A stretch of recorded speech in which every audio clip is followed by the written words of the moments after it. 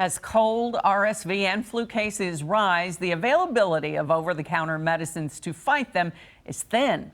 A lot of you shared the home remedies you're using to help battle sickness. In-depth reporter Christiana Ford joins us now with what she found out about some of these remedies.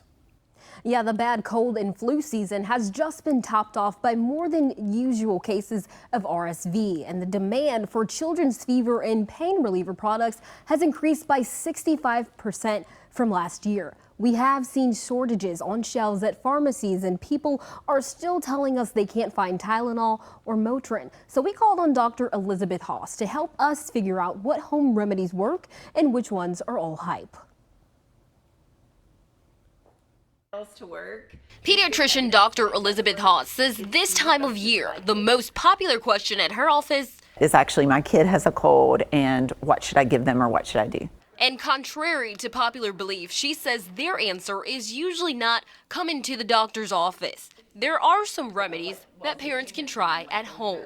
Actually, pediatricians get so many phone calls. There's actually a textbook of pediatric telephone medicine, and that is actually evidence-based. And Dr. Haas is walking us through which popular home remedies you can actually trust, starting with tried and true over-the-counter cough medicine. There have been a lot of studies actually about this, about cough medications in children, and really what those studies show is honey actually works better than the over-the-counter medications.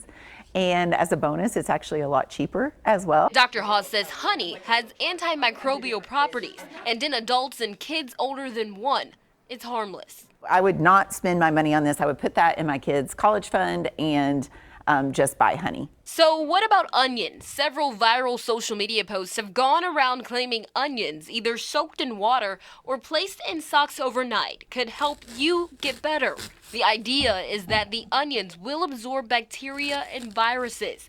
Dr. Haas says the science has not been proven on that one. Now, will somebody come out with a well-done study in 2 years that shows, yes, there's some compound in the onion? Maybe, but not that we know of at this point. I don't think it's going to do any harm.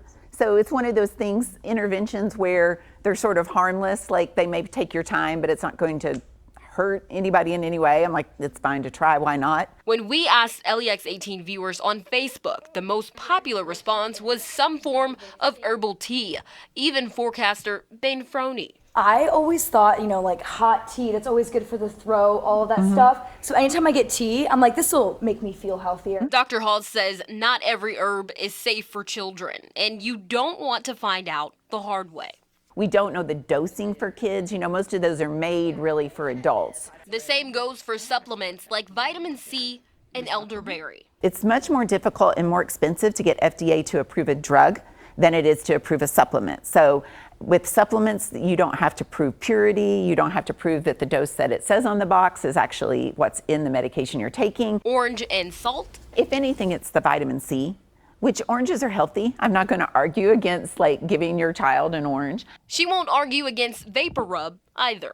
Oftentimes on the chest or on the foot. With right, the and it really is the scent that sort of helps you feel like it's opening your nasal passages or soothing a cough. It may be placebo, but it's not going to hurt anything. Many of you over 21 said hot toddies were your go-to. Dr. Haas says that remedy is likely only effective in your mind. It probably just makes you feel like you're doing something. That's what people's grandmas did, or it's a little bourbon, it's Kentucky. And Dr. Haas says there is a time and place to call a doctor. But if they're not looking better toward the end of a week, then we probably need to see them in the office and listen to their chest, look at their ears, make sure there's not a secondary thing going on. And of course, if you have any specific medical questions. Walgreens has ended buying limits recently for online purchases of children's over-the-counter fever-reducing products. And last month, both Walgreens and CVS restricted purchases because of supply issues. And as far as flu and cold cases go, they are on the decline nationwide, but the season isn't over yet.